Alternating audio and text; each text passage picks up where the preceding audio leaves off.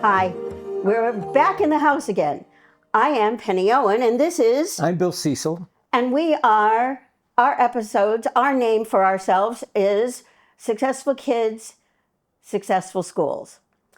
And before we start talking about parents, because we're in our home, and Bill was going to talk about how to bring parents, how teachers can help parents engage with Best Year Ever, I have two things to talk about. And this came from the guys who are helping us out doing our taping. And they said, well, you say a lot of stuff, but you don't thank the people that are listening. And I'm like, oh, yeah, I never thought about that. So I'm doing it now, and I may do it every time from now on, because as I said in other things, I get embarrassed about promoting this stuff and sending stuff out and going, putting us on Facebook and blah, blah, blah. We are so appreciative. We are so excited when we look at our numbers and it's like, oh, look, we've got, I don't know how many, but like thousands of people mostly looking at the reels, but we don't care what you look at. Just, the fact that you're following us, thank you, thank you, thank you. So there you go. And I just want to add one thing. Is that I also want to thank you for, because this is, I assume a lot of teachers are watching this and educators. So I just want to thank you for being the heroes you are, because truly you make a difference every day. And that's what we're trying to do, is help you make that difference. But you're the ones that are in there doing it daily. And I know from 31 years, that's a big chore. That's a big mountain to climb. It's huge. Fun, but it's a big mountain to climb. It's huge. So and nobody seems to thank you. Right. And you're underpaid. Right. And all the other lists of things that it's like, you are saints. Yeah. You are heroes. So that's our first thing. Yeah, we're not going to pay you, but we will appreciate you. We don't have the money. Okay. So here's, and this is going to be about, this is my introduction into Bill talking about how teachers can help parents engage in Best Year Ever. So I'm going to tell you one of the big mistakes of my life that I will never forget, and what a lesson it taught me. So in my program, we would have these fun nights with parents. So it was a great idea, because there are I'm teaching basic skills, and I use drama to teach these basic skills of cooperation, imagination, observation, and, what am I missing? Observation, concentration, did I say that? Yeah. Concentration, cooperation, observation, imagination. That's it, I got them there. There you go. Okay, so we would be playing what we called theater games with parents. We had this one game called verbal jousting, where you would choose a word and then you'd send up somebody from your team that could best say the word. So you would never send up the little girl who was talking like this to say, enormous, right? You would pick some dude that loved to scream to say that word. And they had to choose the words from Green Eggs and Ham. And this lady came up to me and she said, I can't do this. And I said, no, it's really easy, don't worry. No, you don't understand, I can't do this. And again, I kept pushing her. I mean, she must have told me 3 or 4 times that she couldn't do it, and I wasn't getting it. And finally she goes, I can't read. Okay, it never dawned on me, because it's Green Eggs and Ham, and this was a 2nd grade class. And I'm like, oh, goodness, I never thought about her point of view and what her life was like and what kind of experiences she had and what she was capable of doing and not capable of doing. So, I mean, I got away with it, but I pulled her to the side and I said, look, just have your daughter choose the words. You don't have to choose the words. You can just say the words after the group has chosen the word. And so you're getting around it so your daughter doesn't have to know that you can't read. And that worked. And interestingly, I am still connected to her and her daughter after 20-some years. Oh, that's cool. Her daughter is just magnificent and always was. Super bright little girl. and loves to read, I never ever asked the mom if she learned how to read. I just assumed that she didn't. But it made me much more kind and thoughtful about how I was going to deal with parents and what kind of lives parents had. So saying that, I'm going to turn this episode pretty much over to Bill. I mean, I'll do my interject stuff, but about how he helps teachers help parents engage in school. Yeah, thank you. I love this topic because I believe parents are the key to success. You've got to get the parents on board to be successful with their child, because it takes three. It's like a triangle. It takes that makes that full triangle. And so I believe that the first thing I'm trying to do at the beginning of the year, and this is what I tell teachers that they should be thinking about, is you're just trying to get them, because you don't know what their experience has been with previous teachers, good or bad or whatever. So I don't assume that it's been good or bad. I just think this is their first chance working with teachers in my mind, so that I can go in with a fresh idea of how I want to build the base.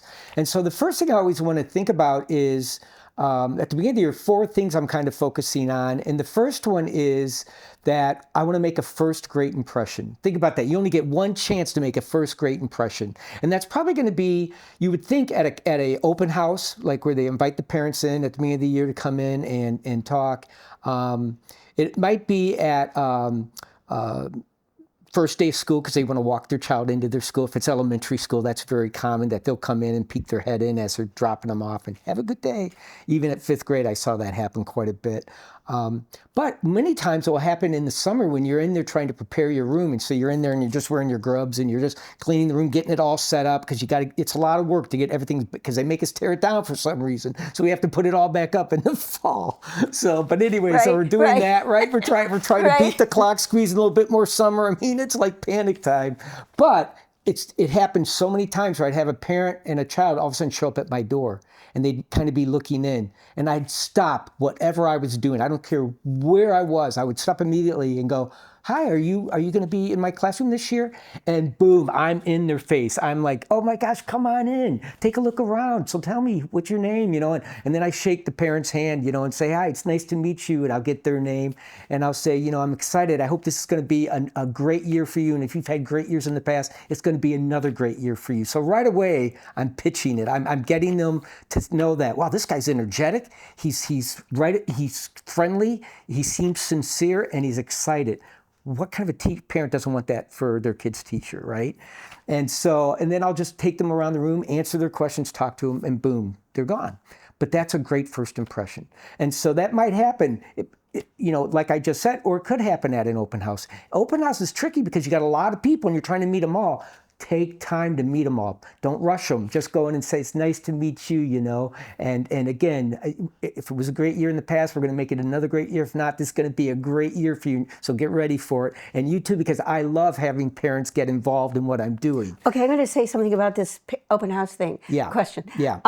So, on the off chance that there are a gazillion parents and kids at open house, do you have parents wait? I have a line. It's almost like the kids waiting to see Santa Claus sometimes. It's almost embarrassing. Okay. But I'll tell you what I do that is because I tried this one year because I saw other teachers do it, and it didn't feel comfortable for me. And that is, they had all the parents sit down, and then they did a presentation. Yeah. And it felt like a lesson, and it didn't feel relaxed. It didn't feel personal. Yeah, okay. I want to get up and get to know them, even if it's brief. And I'll tell them, "I'm sorry I don't have more time to spend, but we have all year. But I just wanted to make sure we connect." But one at a time. One at a time. One set of parents child, at a time. Yeah, or in child, yes. Okay. Because I want it to be individualized at that point. Got it. Okay. And then if I want to do something at the end and say, "By the way, for those of you, I might stop everybody and just say, I just want to point something out," something like that. There's going to be something going on in the gym in 10 minutes. So again, I'm thanking you all for coming again, and I'm so excited about this year, and then they're off. But yeah, I like the one-on-one if I can. So, and that may not be feasible for everybody, but that's something I try to do. And you know how it is after a play, everybody's coming up to you and they want a piece of you and they want to talk to you, and they made the effort to be there. You want to make sure you touch base with each one individually, even if it's just quick, you know? And that's what I try to do because they're my guest in the room and I want them to feel comfortable. So first impressions are super big. And then this is my favorite. So on the first day of school, remember, I tell you, I come in and I say it's going to be the best year ever. And I do that whole presentation, even before I say my name. You know, imagine somebody, I walk in, shut the door. Imagine somebody comes up to you and offers you a chance to have your first best day ever. You know, it'd be like this, this, and this. How many of you be interested? They all raise their hands. And I say, what about your best year ever? That same person offers you that chance. Go through it, and they all raise their hand, right? Well, what I'm trying to do is I want them to take something home that night to their parents because they're fired up. Like, he gave this big presentation about how we're going to have our best year, and all we have to do is these 3 words, attention to effort, and he'll do the rest. He told us he'll do the rest, you know, and because I've had so many parents tell me how their kids come home and they get so excited. And he's going to give us a coin with the 3 words on it so we don't forget it, because that was something I would do with my students. And so what I ended up doing was I started sending home a brochure with the kids, or my sister told me if you wait a day and send it to them and tell them they got mail coming to the child, they'll get excited, they'll go home, open it, and show their parents. Because on the first day, they have so many other forms, like insurance forms or what to do about after-school programs and all these things. It gets lost in the shuffle. So you could take a look. Well, I'm also going to... Oh, okay, there you go, yeah. So this is what this is. It's just a sheet of paper that I tri-fold it, and every year I would just run it off, and then I would have the school mail it. For many years I sent it home, but then my sister said, you know, do it the second day. I think you'll get better results, and I did. But what it is I say it's to the kids, but really it's for the adults. And so what it is in writing, now think about this. In writing, they open it up and it says, welcome to the best year ever. So right away I'm telling them what I did with their kids that day at school, and including the 3-word doable plan and how. The 3 words. Right there in the center, nice and big, and an explanation on the side of what each word means. Right, because I want them to know what the doable plan is. But here's the part that I love the most about this brochure is that I say in here several times, I say something to the point of, I promised your kids today that if they can do these 3 things on a regular basis, come to school on a regular basis, come with a positive attitude, looking for something to get excited and happy about every day, I guarantee they'll find it. And to believe in themselves. And then effort, to come in and just try. Not to be perfect, but just try. They're going to have their best year ever, guaranteed. I promise you I can do that. I have that much confidence in my ability.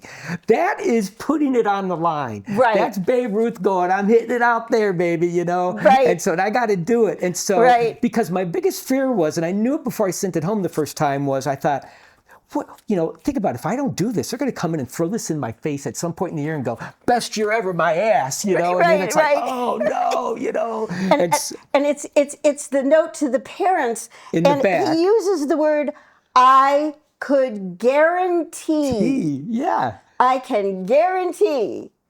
Because fear is a great motivator. And so, for you. For me. And so it's like, the first time I did, I'm like, what did I just do? But I gotta back this up, you know? And I was confident I could if I really stuck to it.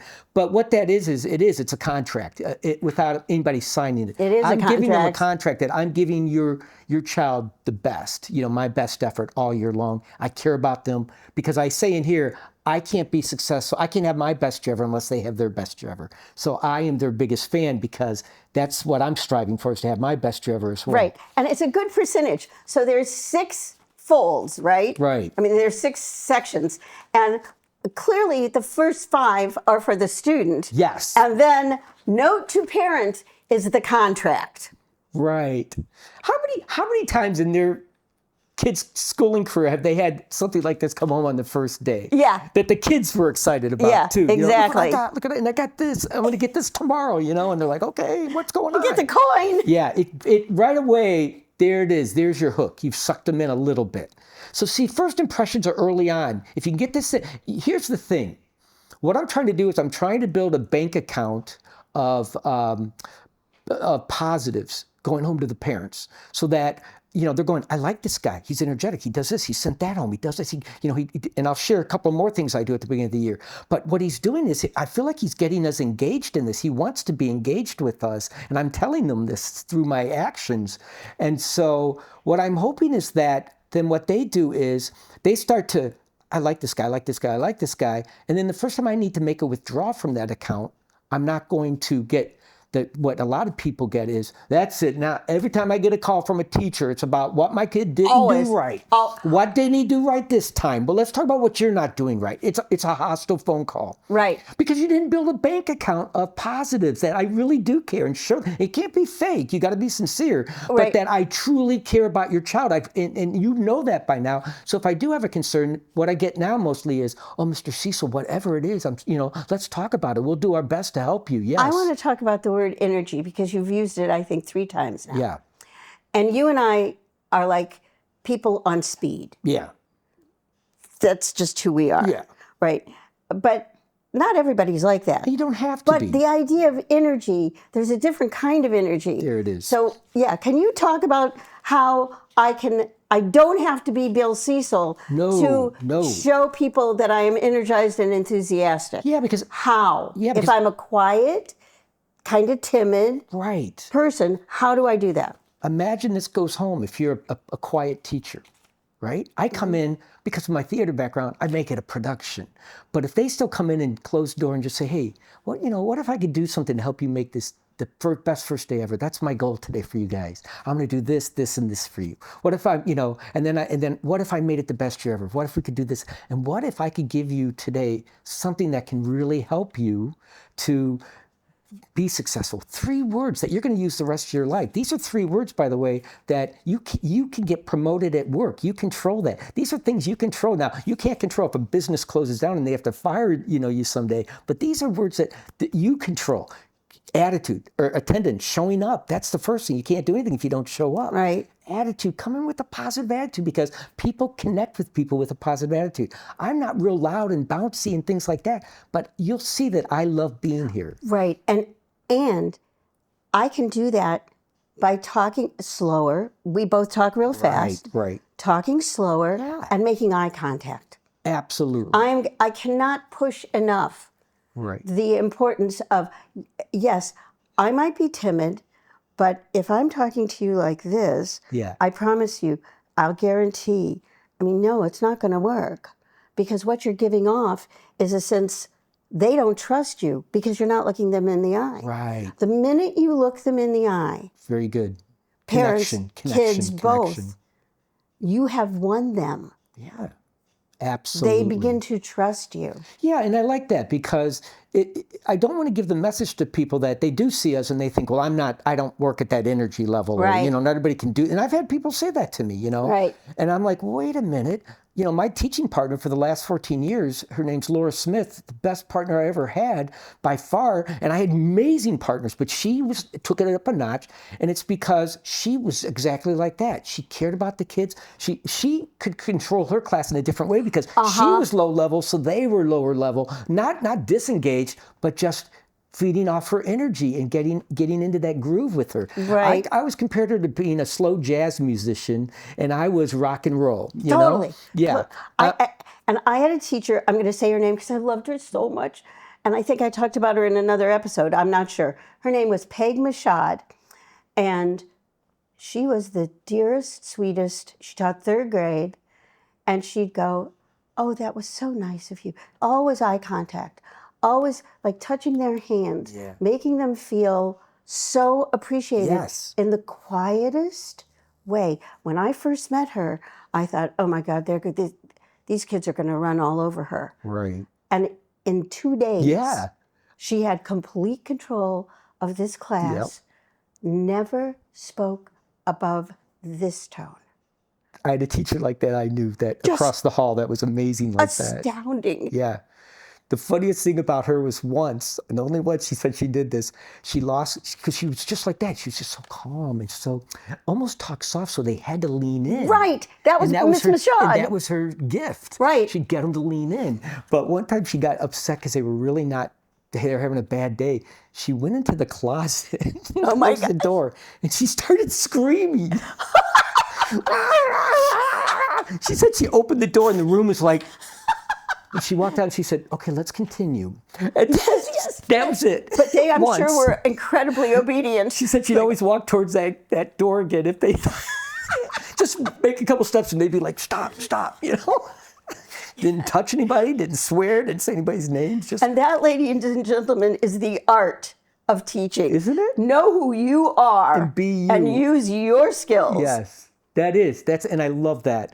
So that's two ways, but then, so I'm trying to build that bank account. That's what the first part of the year is. I do different things in the middle and then at the end of the year, but this is the beginning. I'm trying to get them comfortable with me because a lot of times they don't feel comfortable going to talk to teachers because they remember their teachers not being nice to them or that they know that their kid, look, the first time my kid went to his parent-teacher conference, and he already knew how to read going into kindergarten and stuff like that, you know, not high level, but he could read the picture books. But I was still nervous because I'm like, I've been teaching forever and I'm now getting nervous because I'm going in to see my son's teacher. It's because they're your kid. You want them to, you know, it's like a reflection of you in a way. You want them to do well so you feel like you've done a good job, you know? And so, but if you go in as a parent and all you hear is the negatives, you start to think like, so you're calling me a bad parent. You've never said it, but that's what I feel like you're saying. I'm not a good parent. Right. They become defensive, and I would too, you know? And so I want them to know we are a team, and so I care about you. So the last two is that what I do is I have parents, this is what I would do. I would find a child that I knew from just the way the child acted, by the way that the parent was talking to me at open house, that, you know, maybe they haven't had a great history in school or they've had troubles in the past. I said, well, this is a new beginning, you know, and then I would tell that to kids, you know, it's on your past doesn't equal your future. That was the first quote of the day at the beginning of the year that was on the board, and we talked about that. This is a new beginning. But what I would do is I would try to send home a note or a phone call. Today you can do it by text, which is even way easier, so you can't say you don't have time to do that. But I would send a note home to the parent without telling the child about something I saw them do that week that really stood out, that made me proud of them. And so I'd have to really be watching them. I love that. And then what I did was I'd write it down on a piece of paper, and then I would take time to either call them and say, and they'd get that call, because that's what I used to do, is call them more than anything. And they would say, yes, Mr. Cecil, what's going on? And I'd say, oh, I just wanted to tell you something really cool about your child. Your kid was so kind to someone Yes. else, and I call that attitude. They helped another child. They helped the custodian There in it the is. building. Yes. They helped, and I want you to know how proud I am and how proud you can be of your kid. I just want to thank you for whatever you're doing at home to support this. Because Right. just like you did at the beginning of this, it's important we thank them because it is important. Right. And we get so busy we forget sometimes. But by doing that, now what I've done is I've really put another investment into that bank account of trust and that I am truly who I say I am. Right. Right? There's a part of me that goes, oh, money, money, oh, greed, greed. But the idea of the metaphor of it's a bank account. Yeah. I am collecting trust coins. Yes. You can trust me. I really like your kid. Yeah. But I want to do the last one, or what I think is the last one, where you invite the student to parent-teacher conferences. Yeah, that's really important. That's huge. Yeah. And shocking. A lot of people are worried about, you know, even parents who are like, well, you know, I don't know if my child should be there. And I say, we can always send them out for a few minutes, or I give them something to work on in the hallway. If they have something to say to you. And then we can have a private conversation, but I'd really like to start with them. And the reason is because I want them to always, and I start out with them. So before we get started, I say to the student, you know, I thank them both for coming and giving up the time to the parents. Thank you so much. I know how busy you must be, but thank you for coming in tonight. But what I'd like to do is, before I do all the talking, I'd like to hear what you have to say to the student. You know, if you had to give yourself a grade right now in the 3 words, attendance, attitude, and effort, what kind of grade would you give yourself? Like, let's start with attendance. We go through each one. I give myself a B, and I'll say, why a B? Because I've been here every day, but maybe I came in late one day, and I'm like, I'd call that probably still an A. That's pretty good, you know. And so, but it builds them up, you know. But then what it is they give themselves a grade for each one. What about attitude? How's your attitude been this year? And they're looking at their parents. Well, I could probably work on that. But, you know, I've noticed the days you come in, you seem really, this works. But on the days you don't, I'm just still trying to remind you that you can keep that out in your locker and pick it up at the end of the day and take it back home if you still need to deal with it. But my guess is by the time you get out there after having a good day, it won't be there anymore, whatever was bothering you to start the day. So don't let that come in. But yeah, I love your attitude. So I always end it with a positive. You know, I sandwich positive, what you can work on, and then another positive. So it doesn't sound like I'm beating them up. I'm just trying to let them know. And they have to be sincere. And what's takes really work. important to me about this, the kid coming with the parents, is that it doesn't feel like the adults are ganging up on me, and Right. I'm going, well, what are they saying about me? Right. And are they saying all kinds of, are they saying, they're right there. Absolutely. They hear every word. So it is a team, which goes back to you and how important a team is. Yes. And then I'll even say to the parent next, okay, now it's your turn to give your child a grade for each one of those. Notice I'm not talking about subjects. I'm not talking about A in math or B in reading. I'm talking about these 3 words because these are really going to make the difference in all those subjects. So I'm like, what do you think? What do you think? And then the kid's looking and she'll go, he does get up. And they start talking to each other. So you kind of avoid how they're doing in subjects, actually. Yeah, unless it's a real big thing. And I do that throughout the year. I send notes home. I'll send, like a whatever. But this is where I just want them to talk about at the beginning of the year. Those 3 words. Those 3 words. And then I will share what my grade would be for them and what they could do to get a better grade. And my grades are usually pretty right on track with theirs. And then what I do before they leave is I say, now you get to grade me. What could I be doing better? What am I doing well? I want to know so I can keep doing it or make adjustments. Then the child tells me, the parent tells me, and I say, I really appreciate that, guys. And it's great in terms of the team and deliberative conversation, which we'll talk about more next time. Yeah. So thank you. Thank you, everybody, for listening. Thank you, Eldon, Stefan, John, Jeff. The people behind the cameras. The people behind our cameras that I didn't thank. I'm thanking now. I'm appreciating now. Thank you, guys. Thank you, and we'll see you next time.